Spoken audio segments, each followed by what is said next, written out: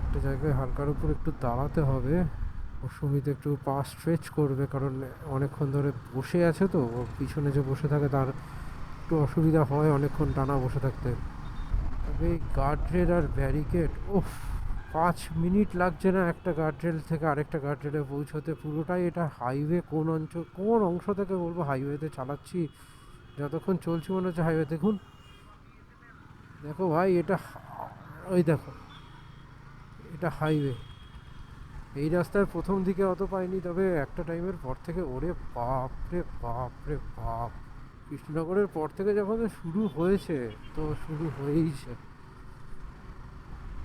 দেখো, একটা গার্ডের কথা বলেছি, কতক্ষণ হয়েছে? 1 মিনিট হয়েছে? হয়নি। আরেকটা,